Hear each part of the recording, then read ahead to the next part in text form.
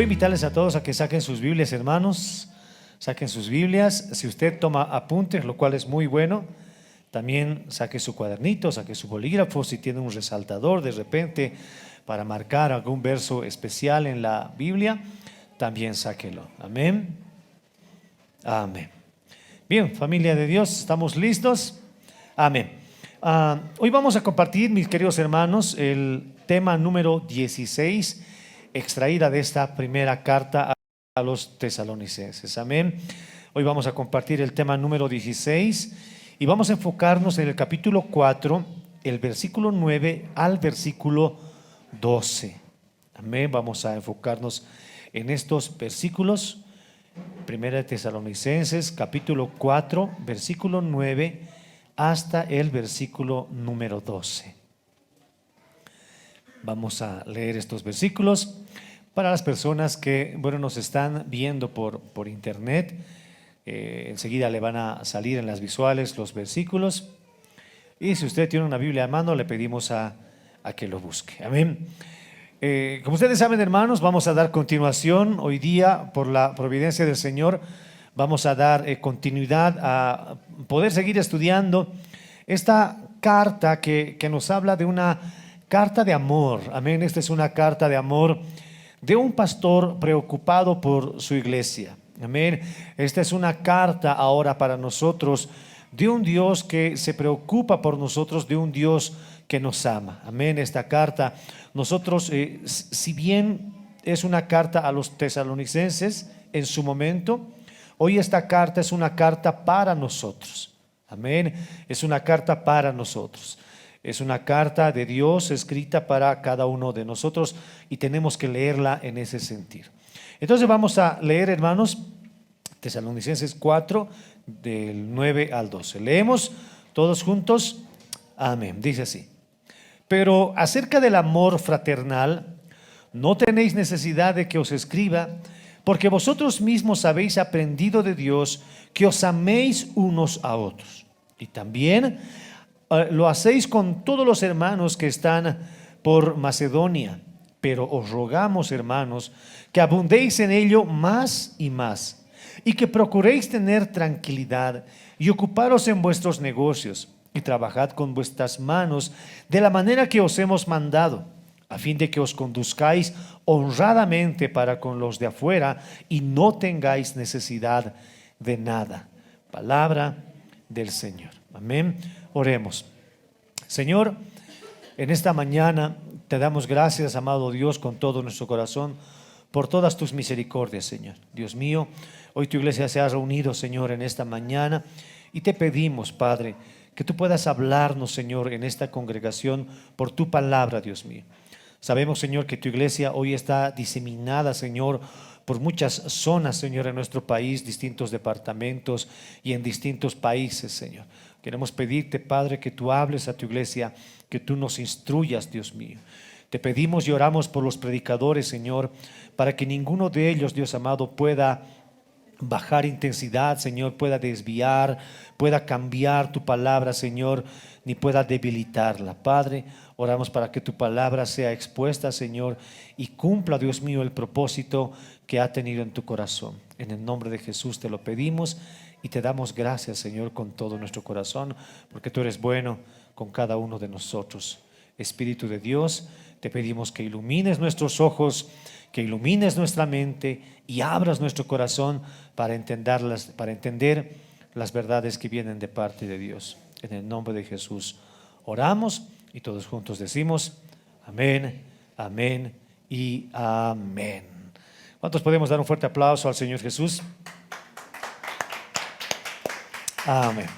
Bien, mis hermanos, miren, lo que el Señor nos habla, como les estaba mencionando a través de esta carta, no tenemos que tomarlo solamente nosotros como un dato histórico. Contiene mucha historia y esa historia nos ayuda a nosotros a comprender qué es lo que realmente el Señor le estaba diciendo a ellos.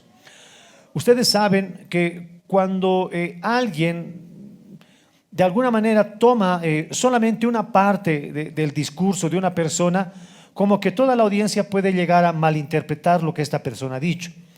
Lo que en esencia nosotros tenemos que hacer es escuchar, por ejemplo, el contexto en la que una persona, por ejemplo, ha dado alguna entrevista, cuando ha dado algún discurso de repente en algún lugar. Nosotros tenemos que escuchar el contexto, por qué lo ha dicho, amén, y es por eso que nosotros entendemos. Amén. Es importante para nosotros el contexto. Entonces, cuando nosotros vemos la carta a los tesalonicenses, también es importante que nosotros sepamos en qué momento de la historia Dios se ha referido a esta iglesia, qué es lo que ha querido decirles exactamente para que nosotros podamos asimilar ese mensaje.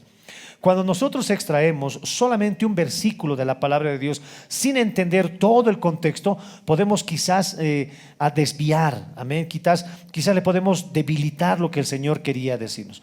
Por eso es importante que nosotros hagamos este tipo de exposiciones, una exposición de la carta tal y cual es, como vino, como Dios lo ha mandado a cada uno de nosotros. Amén. Es la intención de esta serie de sermones, el que nosotros podamos analizar de esta carta su trasfondo cultural, el trasfondo histórico, lo que Dios quiso decir con cada una de las palabras, lo que Pablo estaba reflejando también a ellos y cómo los tesalonicenses lo estaban asumiendo. Hemos visto, por ejemplo, la anterior semana que Dios demanda de su pueblo, Dios demanda de sus hijos que ellos le agraden al Señor. Y debe de ser nuestra meta como creyentes el agradar a Dios. Amén. Debemos de agradar al Señor, queremos agradarle. Esa debe ser nuestra meta como cristianos. Que todo lo que hagamos le agrade al Señor. Amén. Y nada más gratificante que cuando nosotros, por ejemplo, damos un regalo a alguien, le damos un obsequio, y cuando vemos una sonrisa en esta persona y cuando dice, por ejemplo, wow, es algo que siempre quise, es algo que siempre quería, ¿no? Entonces nos causa a nosotros satisfacción, ¿no? Nos causa satisfacción. Qué bueno que le ha gustado, qué bueno que le ha agradado. Hermanos, cuando nosotros vivimos vidas que le agradan al Señor, como la Biblia dice, el reino de los cielos sonríe, Dios se alegra y dice, este es mi Hijo amado, en Él tengo complacencia, en estos actos yo me agrado. Amén. Entonces, esa es nuestra meta. Ahora, el apóstol Pablo, de parte de Dios, cambia de tema y nos habla desde el versículo 4, iniciando con una palabra, pero. Este pero es lo que está separando el anterior mensaje de este pero es lo que nos ayuda a enseñar que ahora Dios va a enseñar otra cosa a partir de esta palabra. Dice, pero acerca del amor fraternal, no tenéis necesidad de que os escriba, porque vosotros mismos habéis aprendido de Dios que os améis unos a otros. Amén. He titulado a esta prédica Enseñados por Dios. Enseñados por Dios tiene esta prédica y tiene el objeto de que nosotros podamos reconocer y aprender que todo el tiempo Dios está tratando con nosotros.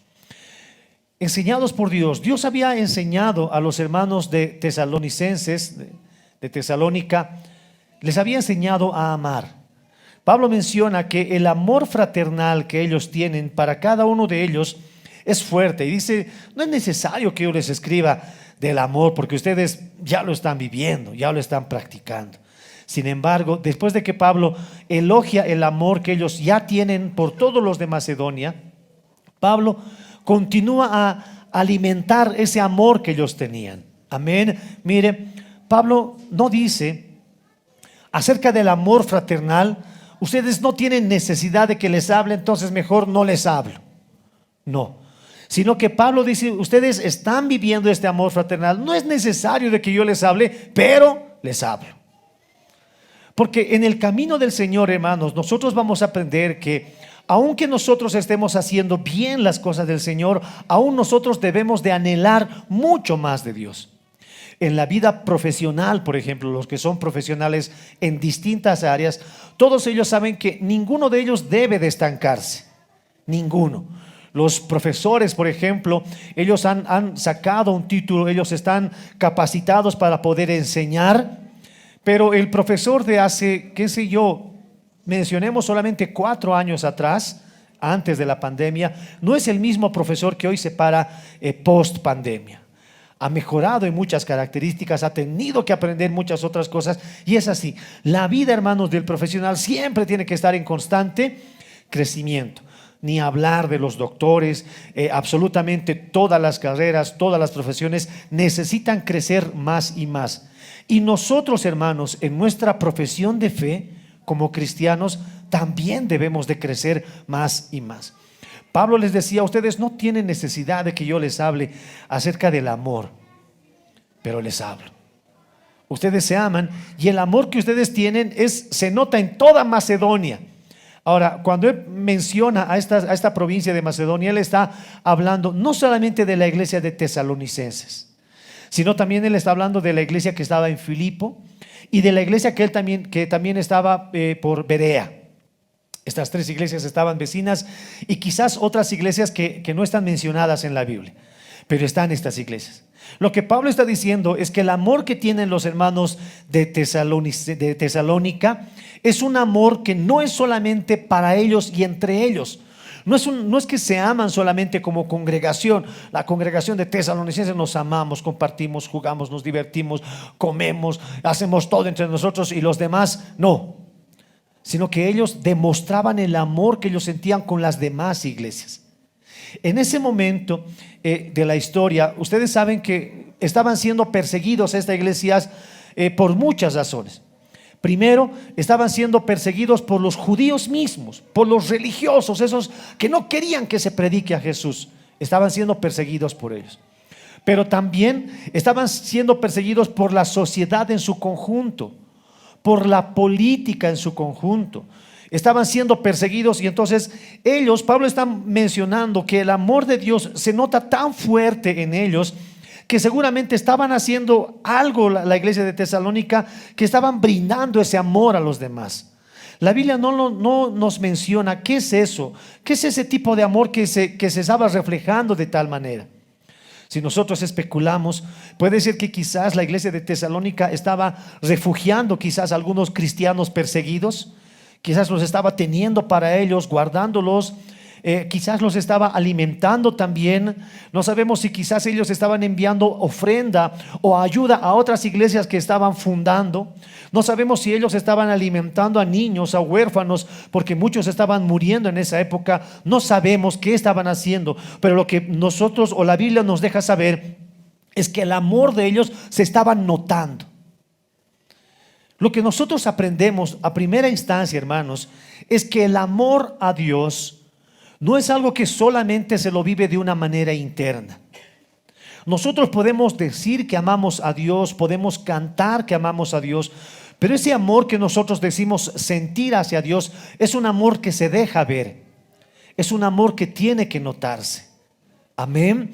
Es un amor que se demuestra, es un amor que se manifiesta, es un amor que tiene que notarse. Eso es lo que nosotros debemos de aprender primeramente. El amor que estos hombres tenían era un amor que se estaba notando. Ellos se notaba, todos los de Macedonia, todos podían ver a un cristiano y podían decir: este es cristiano, este es cristiano. ¿Y por qué? No porque quizás hablaba de manera, qué sé yo, correcta. No es porque pues, ni siquiera tal vez se vestía bien, quizás todo eso lo hacía.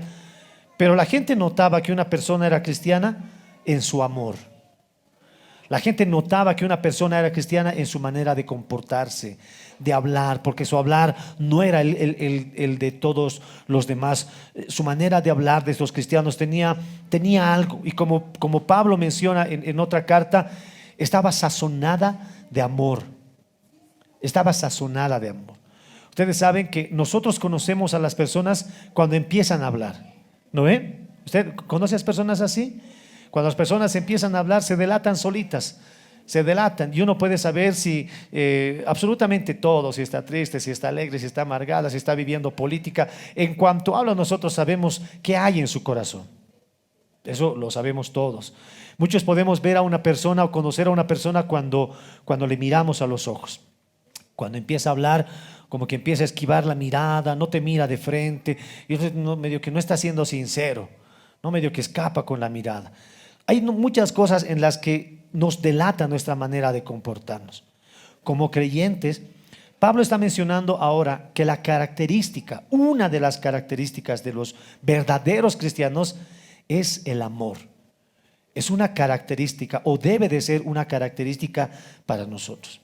De lo que Pablo en adelante empieza a hablar, nosotros podemos extraer más o menos 4 puntos de lo que Pablo empieza a hablar en adelante. Uno, les empieza a hablar de que deben de amarse los unos a los otros.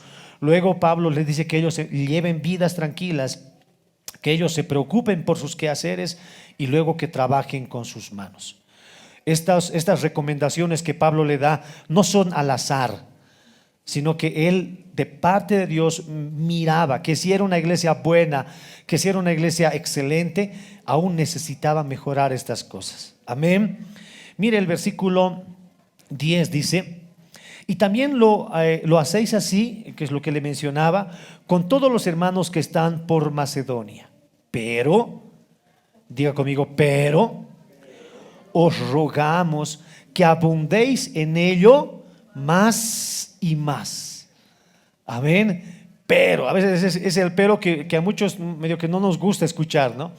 Cuando alguien empieza a hablar algo, pero, cuando ya sabemos que va a venir un pero, ya sabemos que algo medio no tan grato va a venir, ¿no ve? Ya sabemos que algo nos va a llamar la atención. Entonces, pero dice, pero rogamos, te ruego, hermano, que abundéis en ello más y más, y que procuréis tener tranquilidad y ocuparos en vuestros negocios, trabajar con vuestras manos, de manera que os hemos mandado, dice el versículo 11. El amor, mis hermanos, es una característica que debe de delatarnos a nosotros como cristianos. Y en este sentido, Pablo está hablando del amor fraternal. Usted sabe que cuando se habla en la Biblia del amor, se habla acerca del amor en distintos aspectos.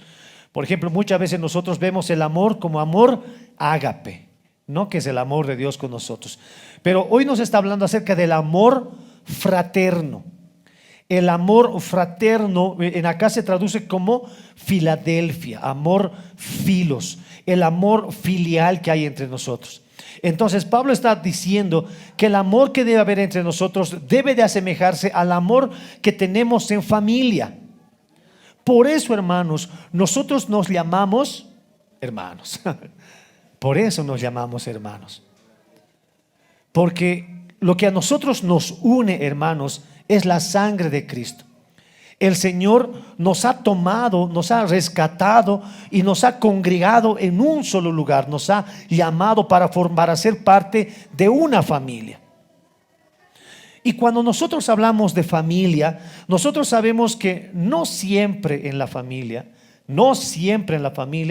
las cosas son de color de rosa. No siempre. He escuchado un amén por ahí. No siempre, porque como hermanos, aunque hayamos nacido de una misma madre, de un mismo padre, cada uno de nosotros somos distintos, somos diferentes. No sabemos por qué uno resulta más alto que los demás. No sabemos por qué uno de repente resulta más choquito que los demás. No, uno empieza a dudar de él. Creo que te han adoptado. Miramos y decimos, no sé por qué, es la oveja negra.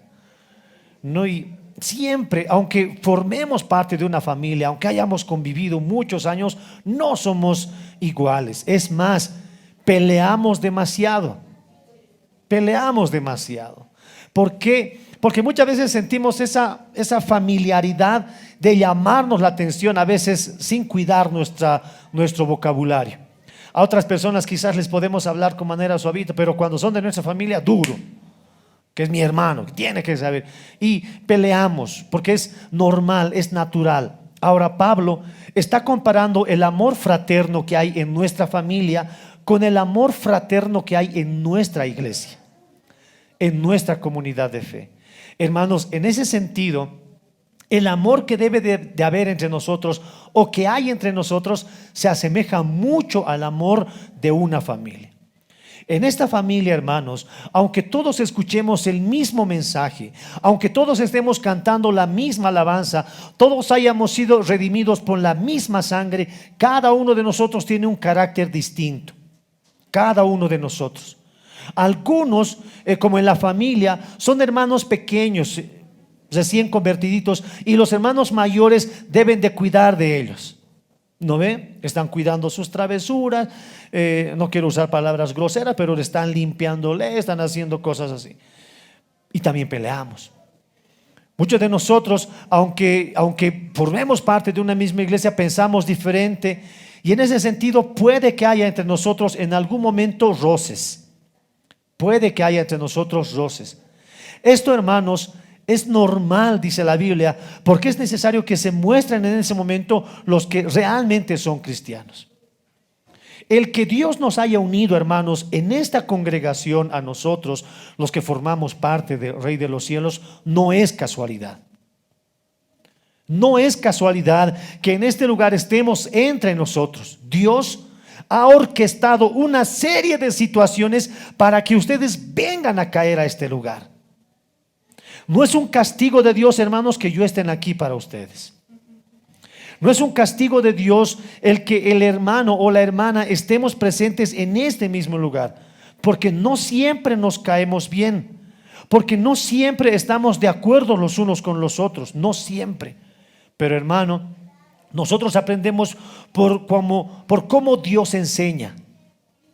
Y la manera que Dios enseña, hermano, es orquestando una serie de situaciones para que tú aprendas a propia experiencia. Y muchas veces con lágrimas. Muchas veces alguno aprende de Dios fácil y dice: ok, Señor, esto es lo que quieres para nosotros y lo vamos a hacer. En la vida de los tesalonicenses, Dios les había enseñado a ellos personalmente. Dios les había enseñado. ¿Y cómo les había enseñado? Haciendo que pasen situaciones, habiendo persecución entre ellos, y de repente uno le miraba: no, lo están encarcelando a tal hermano, vamos donde él, y todos iban de él. Dice que tenemos que pagar fianza. Yo voy a sacar dinero, acá está, y acá este otro dinero, y empezaban a hacer vaquita entre ellos. Aquel hermano está enfermo, bien, entonces nosotros le llevaremos al hospital, vamos, se ayudaban. Habían situaciones que alimentaban el amor que tenía que haber entre ellos.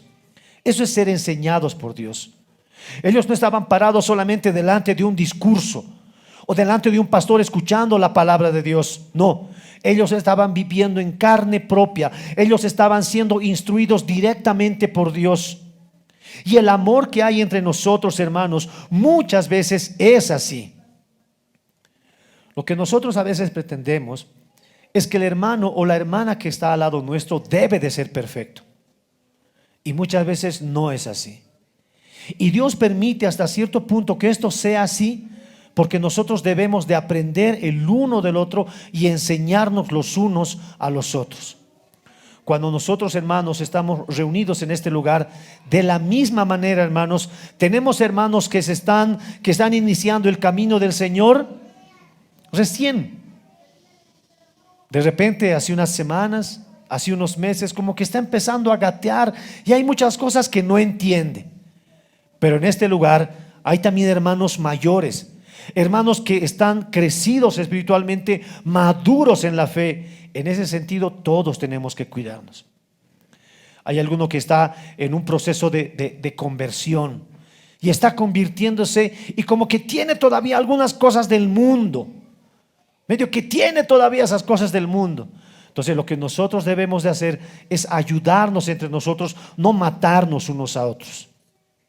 Amarnos unos a otros, ayudándonos a ser mejores cada vez. En esta iglesia, hermanos, en particular, en el Rey de los Cielos, nosotros tenemos, hermanos, niños, literal, ¿no? Niñitos.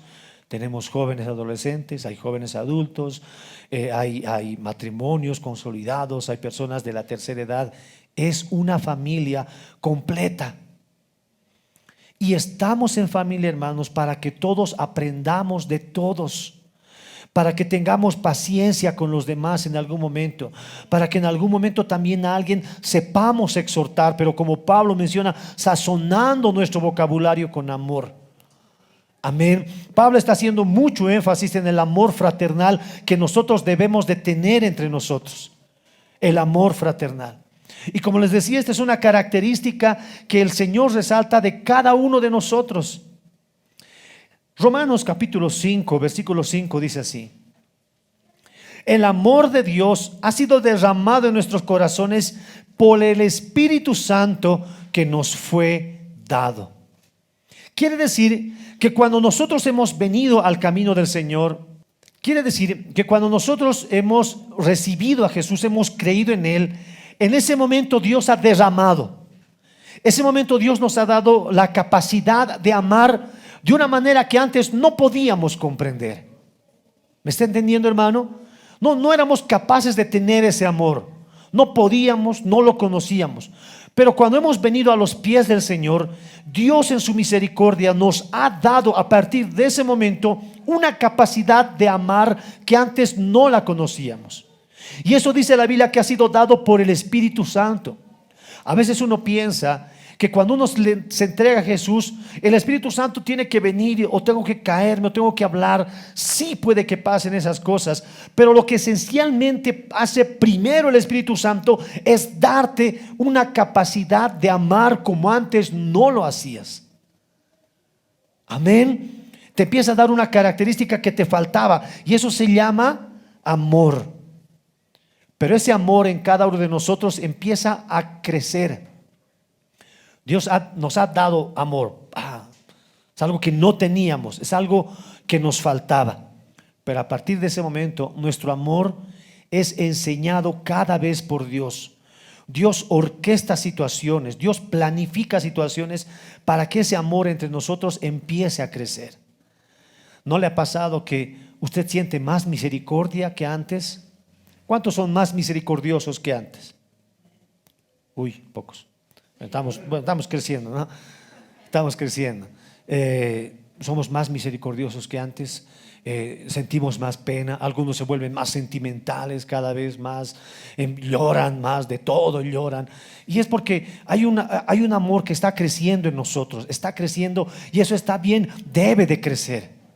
Amén. Cuando hay alguien en tu congregación, en la iglesia, que de repente no es de tu agrado, medio que, Señor, otra iglesia le vale. Dios está poniendo a ese hermano para que tú le aprendas a amar. Dios está poniendo a ese hermano para que ejercites tu amor. Porque escuche bien, amar a los que nos aman, eso es fácil. Amar a los que nos caen bien, fácil. Pero amar a aquella persona que no es del Bolívar, es difícil. Amar a aquella persona que medio que hay algo que no te cuadra, es difícil. Tiene carácter, no sé su manera de hablar, y uno reniego. Hermano, es una oportunidad de Dios para que nosotros empecemos a amar a esa persona. Amén. Este amor crece.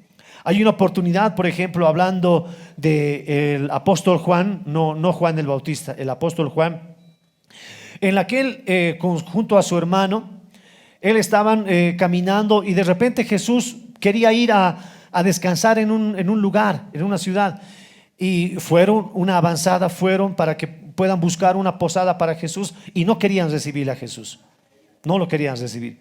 Entonces lo que Juan y su hermano hacen: Señor, oramos para que fuego del cielo descienda y los consuma, Señor. Es lo que Juan sentía en algún momento. Juan era esa persona que cuando veía al Señor Jesús, venía su madre y le decía: por favor, Señor, haz que mi hijo se siente el uno a tu izquierda y el otro a tu derecha. Era orgulloso, era efusivo, tan efusivo que se los llamaron los hijos del trueno. Los hijos del trueno. ¿Se imagina usted ese apodo? Boanerges, los hijos del trueno. No sé si eran eufóricos, se querían matar rápido a alguien. Señor, oraremos para que fuego los consuma. Y Jesús le decía: no es así. Y tienes que aprender. Inmediatamente, todo lo que empezó a vivir el apóstol Juan, lo fue transformando de tal manera que en sus epístolas nosotros lo conocemos como el apóstol del amor.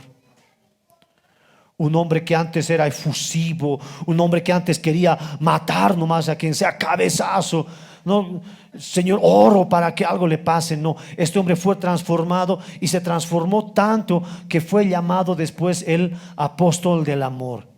Y precisamente este apóstol del amor, en su primera carta, en el capítulo 2, versículo 9 al 10, Dice así, primera de Juan 2, 9, 10. Dice así: el que dice que está en la luz y aborrece a su hermano, este todavía está en tinieblas. Pero el que ama a su hermano permanece en la luz y no hay tropiezo en él. Miren, este que antes era un hijo del trueno, empieza a decir: el que no ama a su hermano aún está en tinieblas. Aún está en tinieblas. Pero que no se ha convertido completamente. Le falta mucho. Entonces, hermanos, nosotros somos llamados a amar a los demás, porque esto muestra que ya no estamos en las tinieblas, sino que ahora estamos en la luz. ¿Cuántos dicen amén? Primera de Juan capítulo 3 versículo 14 dice así: nosotros sabemos que hemos pasado de muerte a vida. ¿Cómo? En que amamos a los hermanos, y el que no ama a su hermano aún permanece en muerte. ¿Cómo sabes, hermano? Muchas personas se preguntan y dicen: ¿cómo sé, pastor, que ya soy cristiano? ¿Cómo sé que soy salvo? Por esta característica. Es una: en que amas a tu hermano. A ver, voltee con el hermano que está a su lado. Ahora con el que está atrás. Ahora míreme a mí. Hermanos, ¿cómo nosotros sabemos que somos cristianos o creyentes? Cuando los amamos. Cuando nos amamos. Y amarnos, obviamente, hermanos, no siempre significa estar besuqueando a todo el mundo, ¿no? No siempre significa eso, sino que en muchas oportunidades Pablo menciona, por ejemplo, a los colosenses. Mire lo que le dice en Colosenses 3:13, hablando acerca del amor. Dice: soportándoos unos a otros y perdonándoos unos a otros. Si alguno tuviere queja contra alguno, de la manera que Cristo os perdonó, así también hacedlo vosotros. Porque hay situaciones, no me va a dejar mentir usted, por ejemplo, que en la familia hay muchas cosas que usted tiene que soportar de su hermano. Muchos amenes. Muchos amenes, porque a veces el hermano o la hermana como que da ganas de no enviarle al reino de los cielos, da ganas. Y en la casa de Dios muchas veces puede que nos pase esto. Puede que nosotros en algún momento tengamos que soportar al hermano. Es porque el amor está en ese proceso. No siempre significa estar besuqueándonos a todos, sino que hay momentos en que nuestro amor es probado y nosotros debemos de soportarlo. Tenemos que soportarlo. Y tal vez soportarlo menos que el otro hermano que nos está soportando más. Tenemos que soportarnos porque el amor crece. El amor crece. Ahora, mire, seguramente los que ya tienen aquí familia, ya son grandes, ya están casados. Dígame que usted no ama más a su hermano ahora que lo amaba antes, cuando vivían bajo el mismo techo. ¿No? Cuando sales de la casa, empiezas a amar más a tu hermano. Cuando estaban viviendo juntos, comían todo, estaban peleando todo el tiempo, sacándose chispas, ayudándose también en algún momento. Pero cuando salen de la casa, ya empiezas a llamarle en la noche: ¿cómo estás? Y hermano.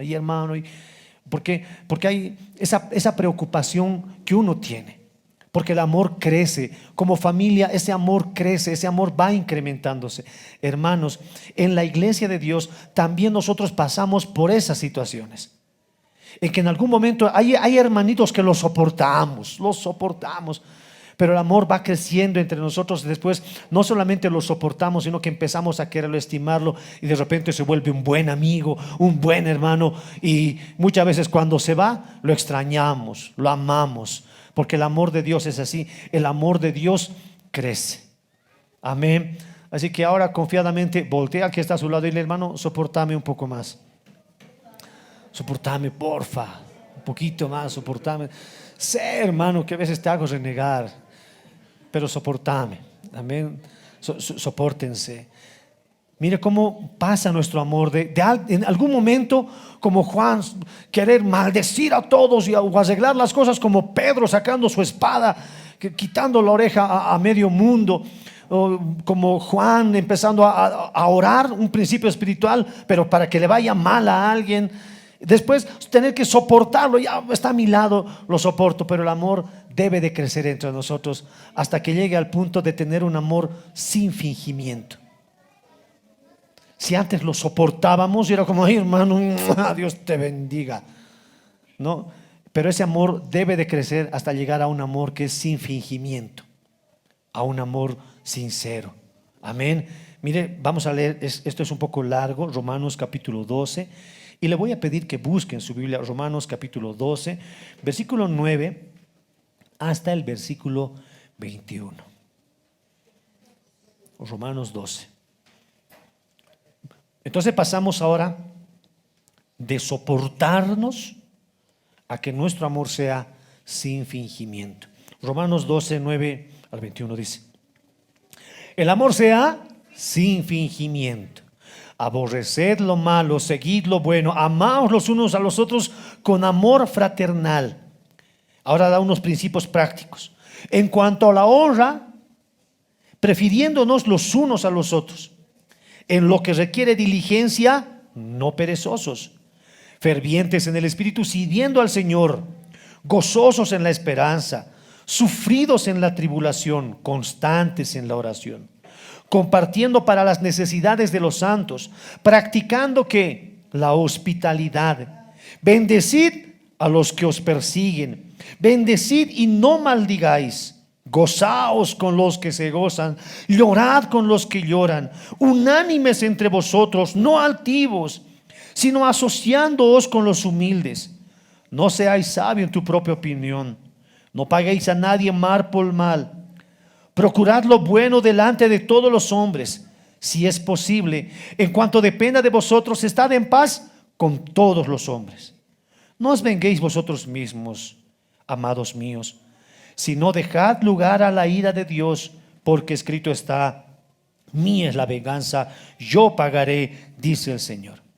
Así que si tu enemigo tuviere hambre, dale de comer. Si tuviere sed, dale de beber.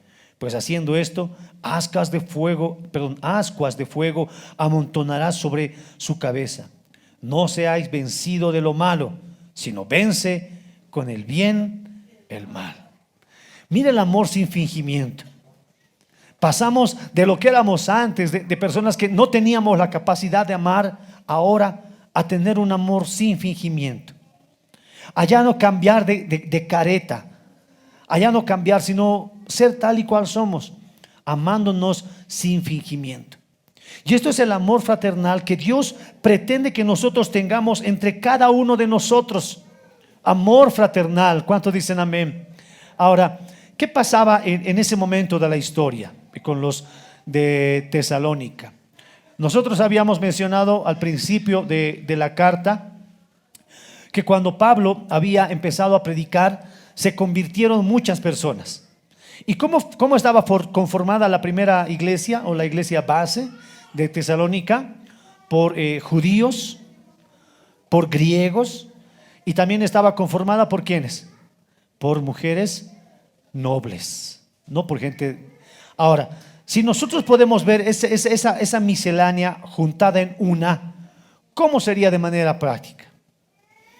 Los judíos eran hombres religiosos. Ellos ya sabían mucho de la religión. Estaban en un grupo, ahí los hermanos religiosos, los que sabían bien ya la Torah. Pero en otro lado tenemos a los hermanos griegos, los que no sabían absolutamente nada de la Biblia. Y ellos estaban en un proceso de desaprender toda la cultura que ellos traían. Toda la cultura, la cantidad de dioses que ellos tenían, ahí estaban los hermanos griegos.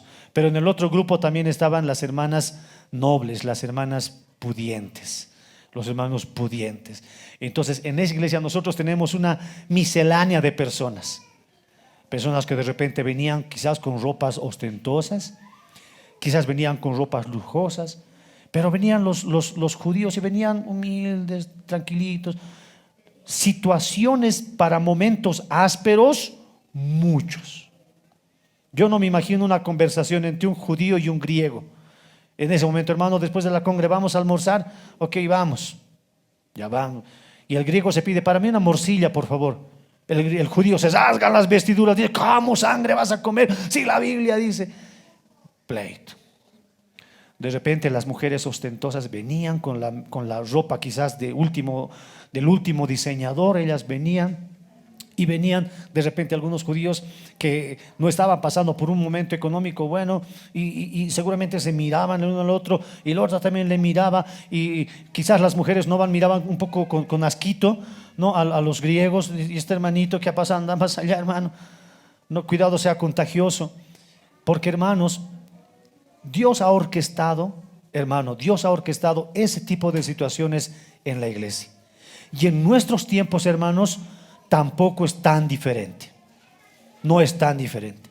Los que estamos nosotros en este lugar, por ejemplo, ninguno de nosotros tiene una misma capacidad económica. No somos iguales, no ganamos iguales. Hay personas que ganan más, hay personas que ganan menos. Hay personas que son más maduras que otros, hay jóvenes, hay niños. Toda esta miscelánea de hermanos que formamos parte de esa comunidad, hermano, Dios lo ha orquestado. Dios ha permitido para que nosotros aprendamos a amarnos más. Amén. Amén. Debemos de amarnos más. Nosotros insistentemente les decimos, hermanos, que no procuremos formar esos grupitos. Los judíos a un lado, los griegos comiendo en otra mesa y las mujeres nobles en su mesa. No, somos uno en Cristo. Diga conmigo, somos uno en Cristo. Una familia. Una familia. ¿Cuántos dicen amén? Y esta familia está puesta, unida en este lugar para que nosotros aprendamos a amarnos. Amén. Amén. Por ejemplo, todos saben que desde la virtualidad, por ejemplo, han cambiado muchas cosas. Y muchas personas, perdón.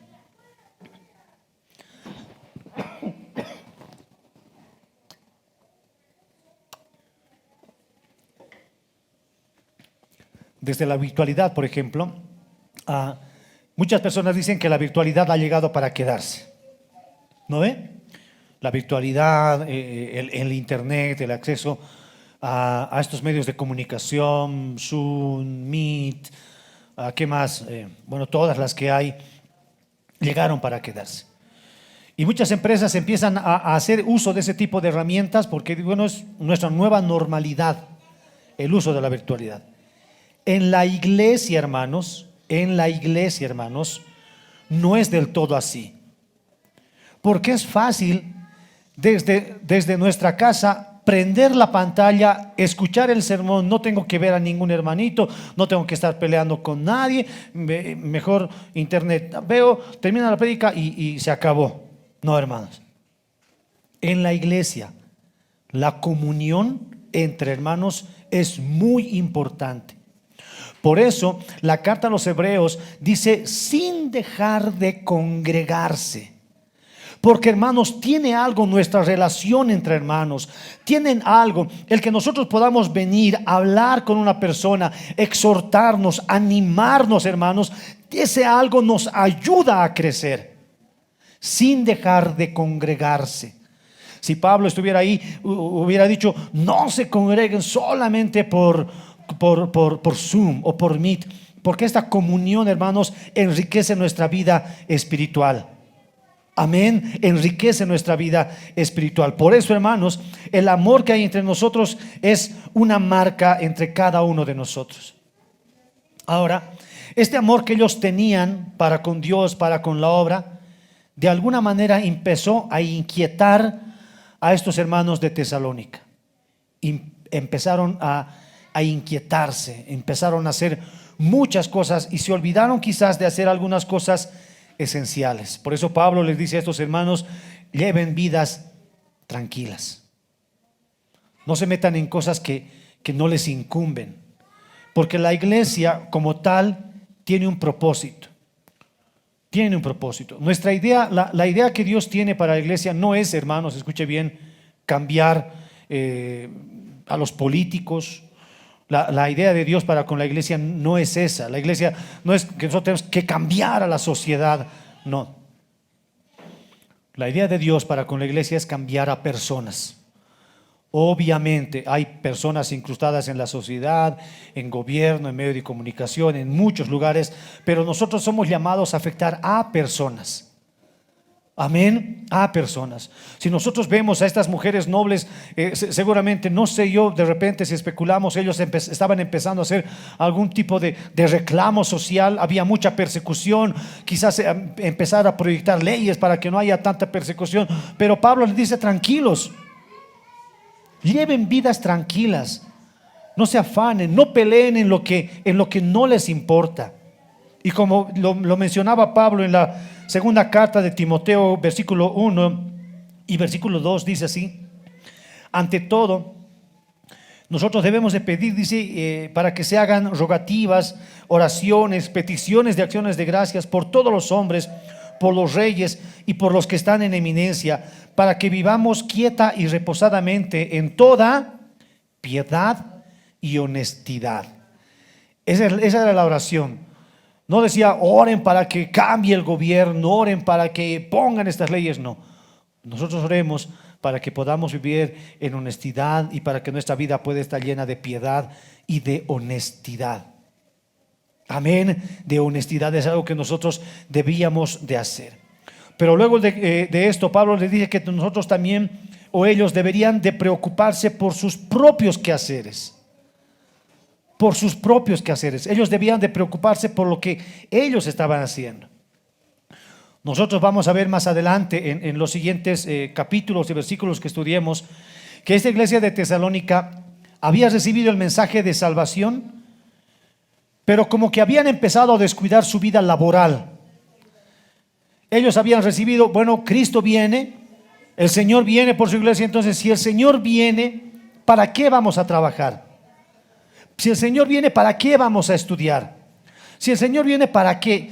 Como que empezaron a bajar en su productividad. En ese momento de la historia, como habían mujeres nobles y habían griegos y judíos, de seguro habían amos y esclavos en la misma iglesia.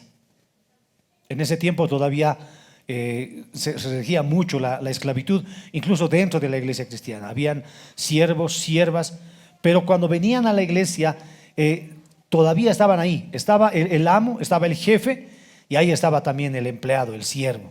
Ahí estaban congregados. Y en algún momento los siervos podían decir: muy bien, en Cristo somos uno y ahora ya no le obedezco a mi jefe.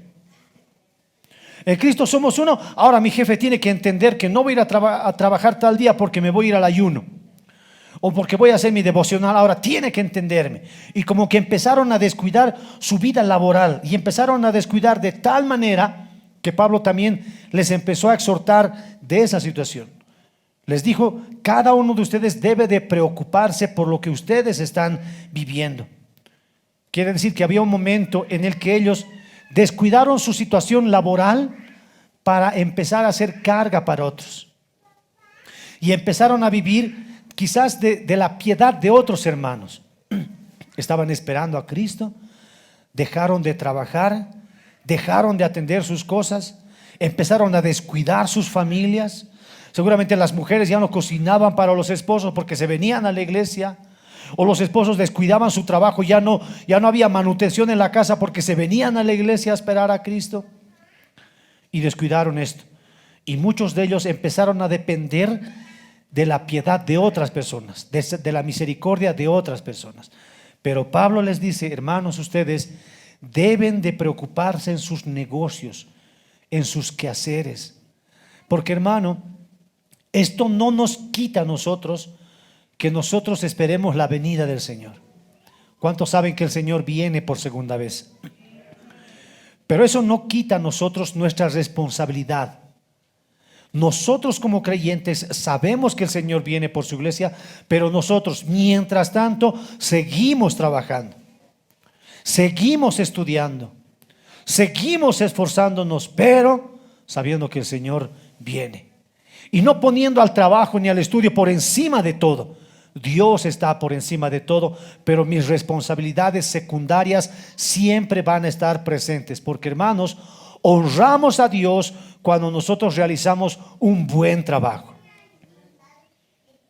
Cuando tú eres un buen estudiante, estás honrando a Dios con tus estudios. Cuando eres un trabajador responsable, honrado, estás honrándole al Señor. Amén, hermanos. Entonces Dios quería, a través de Pablo le envía esta carta a los hermanos y les decía: hermanos, ustedes preocúpense de sus quehaceres, sean hombres, mujeres productivos. Mira lo que dice Proverbios capítulo 27, verso 23 en adelante. Dice así: sé diligente en conocer el estado de tus ovejas. No está hablando de algo espiritual, está hablando en este momento de algo material. Sé diligente en conocer el estado de tus ovejas y mira con cuidado por tus rebaños, porque las riquezas no duran para siempre.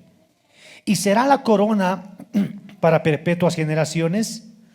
Saldrá la grama y aparecerá la hierba, y se segará las hierbas de los montes.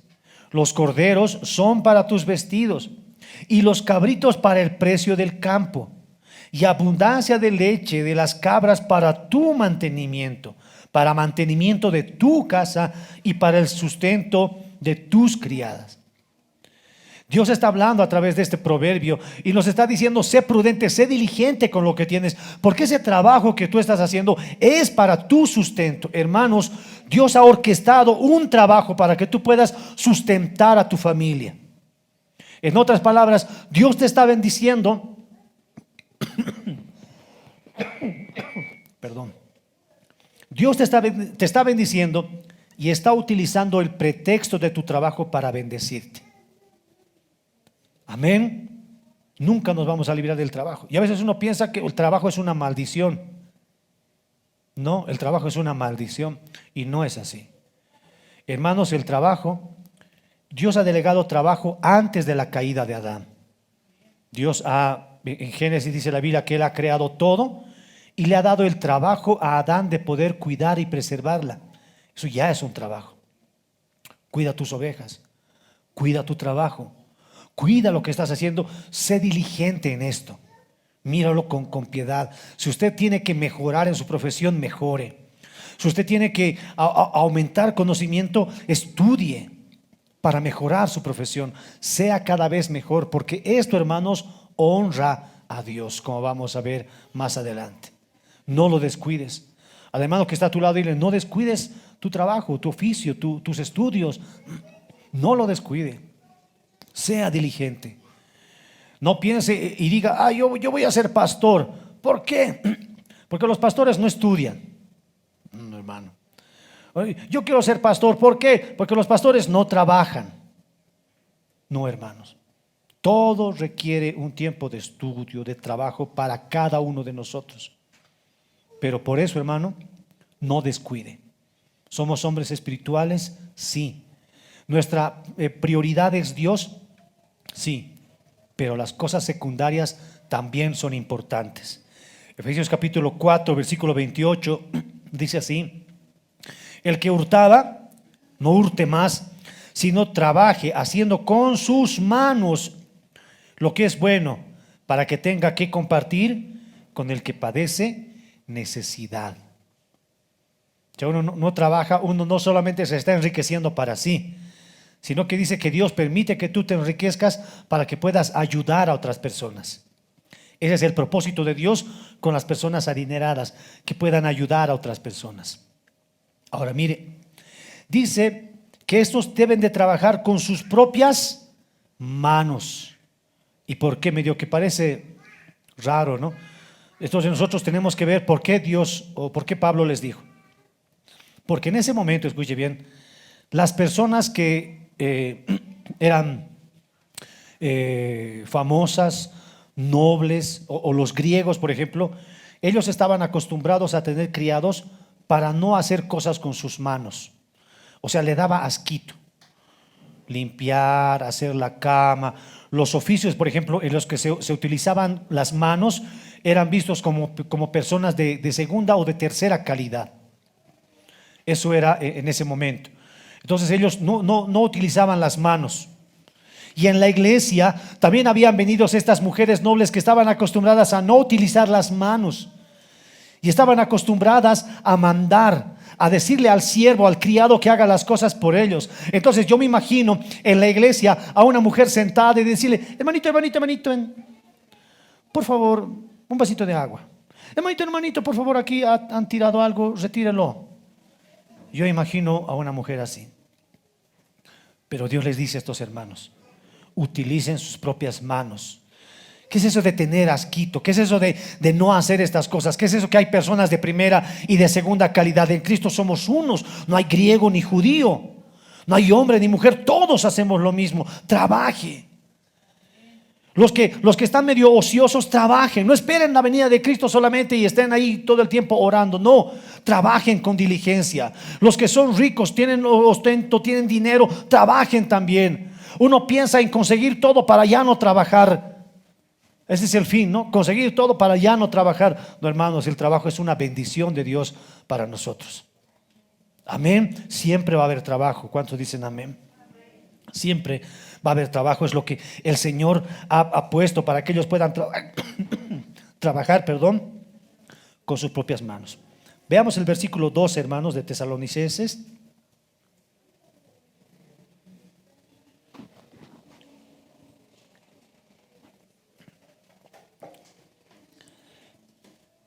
Tesalonicenses. Ya voy terminando. A fin, dice el versículo 12, de que os conduzcáis honradamente para con los de afuera y no tengáis necesidad de nada. A fin de que tu vida, hermano, tú la puedas llevar de una manera honrada. Y no solamente con los de adentro, sino también con los que están afuera. Quiere decir, con los que no son cristianos, con los que no son conversos. Y ya no tengas la necesidad de estar viviendo de la piedad de otras personas. ¿Pedir ayuda es malo? Seguro que no. No es malo. En algún momento muchos hemos sido ayudados económicamente o por cualquier otro tipo de razón. Hemos sido ayudados por otros. Está bien, es parte de la vida del creyente, del cristiano. Pero dice que cada uno trabaje con sus manos para que no estés dependiendo de los demás. Trabaje, sea diligente. Lo que nosotros podemos hacer muchas veces en la iglesia es caer en el error de pensar que somos una institución de benevolencia y que estamos puestos para ayudar a todos en todo momento. Sí tenemos que ayudarlos, sí tenemos que amarlos, pero también debemos de enseñar a que trabajen con sus propias manos, a que ellos sepan hacer sus propios recursos y ya no dependan de nadie. Jóvenes, para eso están estudiando, para que no dependan de nadie. En este momento los jóvenes de esta iglesia, los que nos están viendo por internet, están estudiando y dependen ¿de quién? De sus papás, dependen. Pero todo lo que tú ahora estás asimilando en tu conocimiento, lo que estás creciendo y lo que vas a crecer profesionalmente es para que no dependas de nadie. Así que tomen este tiempo, los jóvenes, los que están estudiando, tomen este tiempo como un tiempo que Dios les está enseñando para que cuando llegue el momento, esto que ustedes están aprendiendo, lo puedan poner en práctica. Y ustedes ya no dependan de alguien, sino que ustedes empiecen a ayudar a otras personas.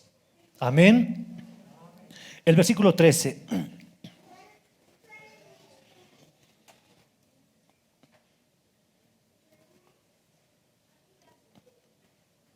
Perdón, el versículo 11 dice: y procuréis tener tranquilidad, ocupados con vuestros negocios y trabajad con vuestras manos, de la manera que os hemos mandado. El 12 dice: a fin de que os conduzcáis honradamente para con los de afuera y no tengáis necesidad de nada.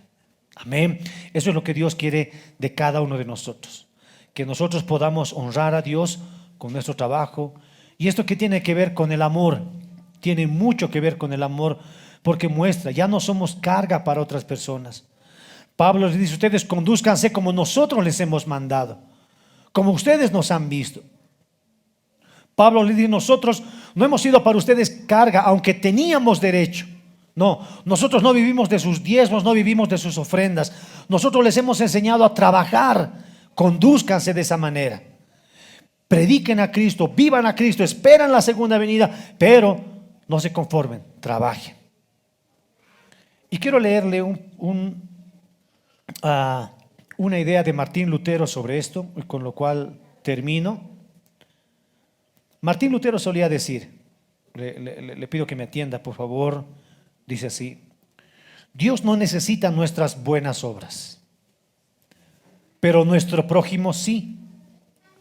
Ocúpate en ser piadoso, porque tu prójimo necesita ver cómo es ser conocido por Dios. Tu prójimo necesita ver la luz en medio de las tinieblas de este mundo. Necesita gustar de la sal que tú eres, preservando al mundo de la completa destrucción. Tu prójimo necesita leerte como una epístola viviente. Necesita oler que eres aroma de vida. Y cuando lo haga y empiece a hacerse preguntas, debemos de estar listos para dar defensa de nuestra fe y decir con palabras sazonadas cuál es la gracia de Dios para con ellos. Amén. El testimonio, el amor que nosotros tenemos como una característica es algo que no solamente está mirando Dios, sino que nuestro prójimo, la sociedad en su conjunto está mirando cómo nos conducimos nosotros. Cuando nosotros estamos realizando nuestro trabajo donde trabajemos, la gente está mirando cómo trabaja un creyente, cómo trabaja un cristiano. Cuando tú estás en el colegio, tus compañeros están viendo cómo se porta un cristiano, cómo ama a Dios ese joven creyente, cómo habla.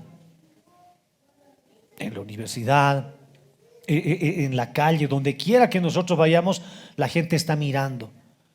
Y cuando ellos miren lo que nosotros tenemos, van a empezar a hacerse preguntas como: ¿por qué este es tan honrado? ¿Por qué, si la entrada a las 8 de la mañana, por qué este está antes? ¿Por qué esta persona siempre hace más de lo que le piden? ¿Por qué esta persona es así? Entonces ellos empiezan a hacerse preguntas, y cuando ellos te empiezan a hacer estas preguntas o te observen con más detenimiento, ahí va a brillar, escuche bien, no nuestra luz, va a brillar la luz de Cristo. Amén. Y esto, hermanos, es amor. Esto es amor por nuestro prójimo. ¿Cuántos dicen amén? Amén. Que Dios bendiga su palabra. Le voy a pedir que por favor se ponga de pie para que podamos orar.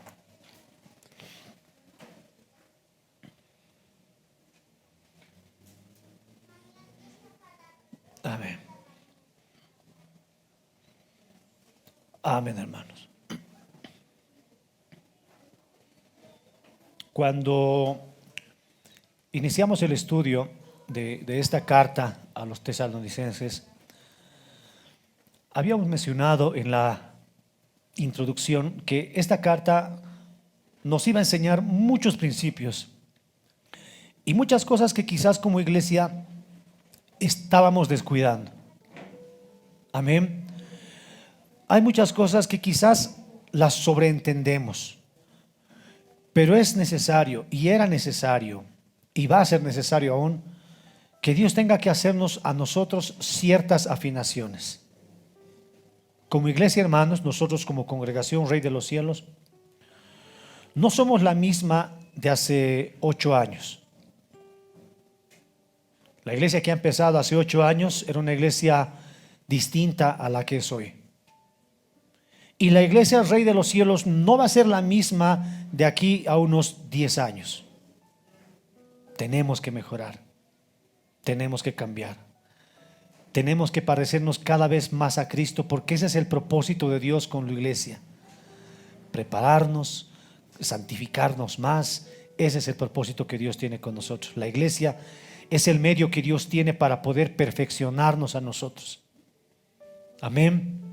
No somos perfectos, pero hemos sido traídos a este lugar para ser perfeccionados, para aprender a amarnos más, para aprender nuevos principios, para desaprender muchas otras cosas más y por sobre todo, para agradar a Dios cada vez más. Amén. Así que hoy, después de orar, quiero pedirle que cada uno de nosotros practiquemos esto que estamos hablando. Que las situaciones en que somos ásperos con un hermano, con una hermana, miremos distinto a un hermano, a otro hermano, empiecen a cambiar en nosotros. Que empecemos a tolerarnos, que empecemos a soportarnos más, hasta que nuestro amor sea sin fingimiento. Quiero pedirle a los jóvenes que se preocupen por los hermanos ancianos de esta iglesia, no solo por su papá o su abuelo que están acá, sino que se preocupen por otros ancianos como tu papá, como tu abuelo. A los hermanos que son ya de la tercera edad, preocúpense también por los otros jóvenes, no solo por sus propios nietos o sus propios hijos, sino velemos por los demás. Que nunca falte, hermanos, en esta iglesia una palabra de cariño, un abrazo, que a veces uno lo necesita. Esta familia, hermanos, es más importante que nuestra familia nuclear, nuestra familia en carne. Porque dice la Escritura que ahora permanece la fe, la esperanza y el amor. Pero el mayor de todos ellos es el amor. Porque esta familia, hermanos, la familia espiritual que nosotros tenemos, vamos a amarnos por la eternidad. No nos vamos a librar de esta familia, hermanos, vamos a vivir eternamente. Lo que ahora nosotros estamos haciendo es practicar para que cuando estemos en la eternidad nuestro amor sea perfecto. El amor va a continuar. Cuando estemos con el Señor ya no vamos a necesitar la fe. Ya no vamos a necesitar la fe, tampoco la esperanza. Hoy la esperanza a nosotros nos anima, nos impulsa, pero cuando estemos con el Señor ya no vamos a necesitar la esperanza ni la fe. Pero el amor sí va a estar permanentemente con nosotros. Esta familia es muy importante. Porque así como has escuchado, muchas veces en la familia podemos tener roces, podemos tener quizás preocupaciones seculares, podemos tener muchas preocupaciones. Pero cuando venimos a esta familia, tiene que cumplirse esto que para nosotros no es un eslogan. Este, hermanos, es nuestro dulce refugio. Este es nuestro dulce refugio. En acá nosotros encontramos quizás el amor que no tenemos en nuestras familias. En este lugar nosotros quizás encontramos el abrazo, la palabra de ánimo que quizás en nuestras familias nos falta. Eso es lo que hace especial a esta familia. Amén, hermanos. Conviva, comparta, lleve a almorzar a alguien, acompañe a alguien, anime a alguien, entre todos.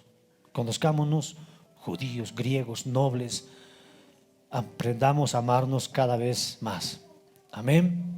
Oremos, hermanos. Señor, te damos gracias con todo nuestro corazón, porque tu palabra, Señor, el día de hoy confronta lo que nosotros somos como iglesia. Señor, te pedimos que tú nos ayudes y perfecciones el amor, Señor, para con nosotros. Dios mío, ninguno de los que estamos en este lugar, Señor, es perfecto. Todos estamos, Señor, llenos de errores, muchos errores. Pero te pedimos, Dios mío, que nos ayudes a ser mejores cada vez. Señor, ponemos a esta congregación, Rey de los cielos, delante de ti, Señor. Tú has orquestado situaciones, tú has planificado cosas de tal manera que yo esté en este lugar, Señor. Te pido por esta familia. Te pido, Señor, que nos ayudes a amarnos. Señor, te pedimos que nos ayudes a animar, que nos ayudes a cuidar a esos hermanos que están caminando recién en la fe. Te pedimos, Señor, que nos ayudes a tolerarnos, a soportarnos y podamos amarnos sin fingimiento, Señor. Te pedimos, Señor, con todo nuestro corazón, que nos ayudes, Señor, a trabajar como es digno de ti, Señor. Que con mi trabajo, Señor, yo pueda honrar tu nombre. Señor, que cuando vean en mí un profesional ejerciendo de una manera adecuada, honradamente su trabajo, Señor, te miren a ti, resplandeciendo a través mío. En el nombre de Jesús te lo pedimos y te damos gracias con todo nuestro corazón, porque eres bueno, amable con nosotros. Ayúdanos a amarnos de la misma manera, Señor, en el nombre de Jesús, nuestro Salvador.